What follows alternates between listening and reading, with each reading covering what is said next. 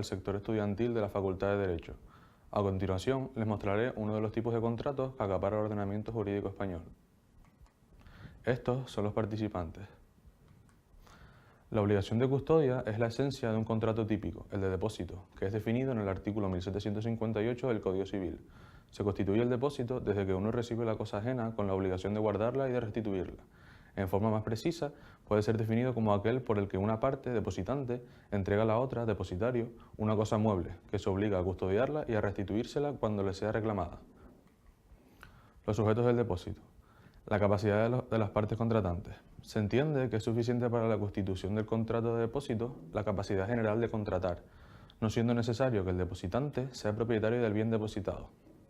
Falta de capacidad del depositante. Si la incapacidad del depositante existía en el momento de celebración del contrato, dispone el artículo 1764 que la otra parte queda sujeta a todas las obligaciones del depositario y puede ser obligada a la devolución por el tutor, curador o administrador de la persona que hizo el depósito o por esta misma si llega a tener capacidad. El precepto transcrito es una aplicación particular de los supuestos de la anulabilidad del contrato.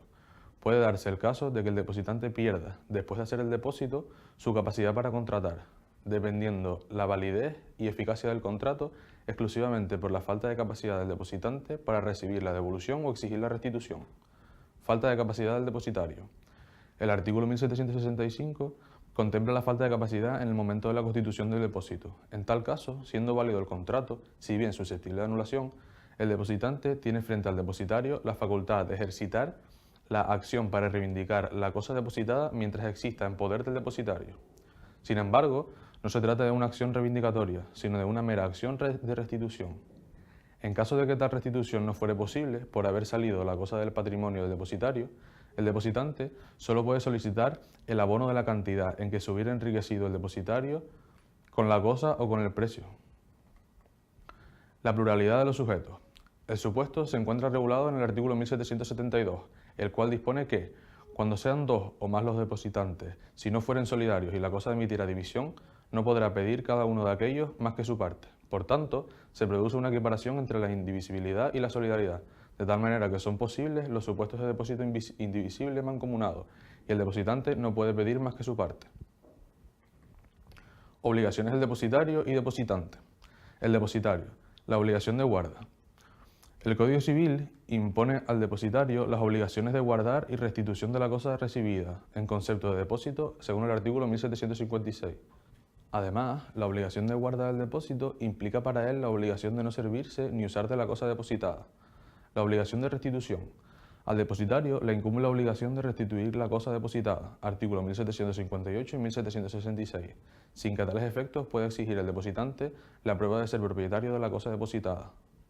En caso de fallecimiento del depositario, la obligación de restituir la cosa depositada incumbe a sus herederos, artículo 1778. Sin embargo, el depositario deberá devolver la cosa depositada a aquel de quien le hubiera recibido un depósito, 1766. El lugar de restitución. La devolución de la cosa depositada se hará en el lugar donde se hizo el depósito, corriendo a cargo del depositante todos los gastos relacionados en el traslado de la cosa depositada. Si no se ha establecido el lugar de la restitución, se llevará donde esté el depósito. El objeto de la restitución. Devolver la cosa depositada con sus productos y accesorios, artículo 1770. Esta es la regla general, pero el Código Civil establece algunos casos particulares excepcionales, encontradas en los siguientes artículos del Código Civil: 1765, 69, 77 y 78. El depositante. Obligaciones de reembolsar gastos e indemnizar daños. El depósito no debe ser fuente de empobrecimiento del depositario. Por ello, el depositante debe reembolsar al depositario los gastos que éste haya hecho para la conservación de la cosa depositada e indemnizar los daños que le haya causado el depósito. 1773. Obligación de retribuir. Por lo demás, el depositante tiene la obligación de retribuir al depositario si expresa o tácitamente ha convenido en ello. En ambos casos, el depositario, a modo de garantía, podrá retener la cosa depositada, artículo 1780.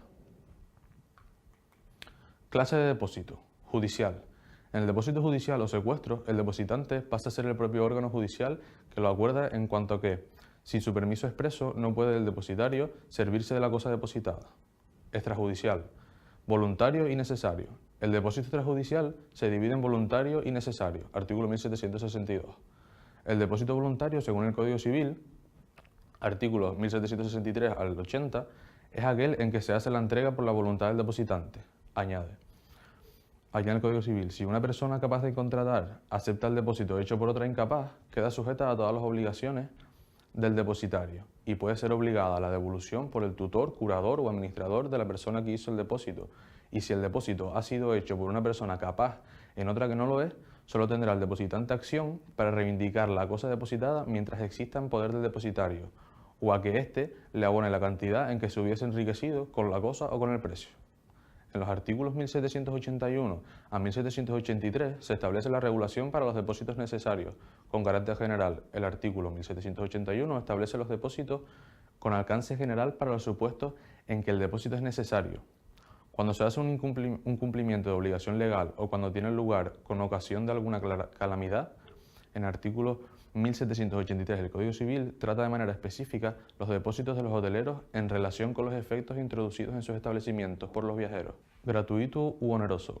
La gratuidad del depósito viene prevista en el artículo 1760 como regla general para los depósitos voluntarios que no hayan pactado lo contrario. Sin embargo, la doctrina entiende que para el depósito oneroso le es aplicable el artículo 1711 para el mandatario, es decir, esto no obstante, si el mandatario tiene por ocupación el desempeño de los servicios de la especie a que se refiere el mandato, se presume la obligación de retribuirlo, con finalidad de material o de garantía. Es material cuando tiene por objeto la conservación de la cosa depositada y es de garantía cuando se garantiza una prestación, civil o mercantil. El depósito puede ser civil o mercantil por su regulación. Es civil cuando el depósito se establezca entre particulares y regulado por el Código Civil. Y es mercantil cuando el depositario, al menos, sea comerciante y las cosas depositadas sean objetos del comercio. Irregular.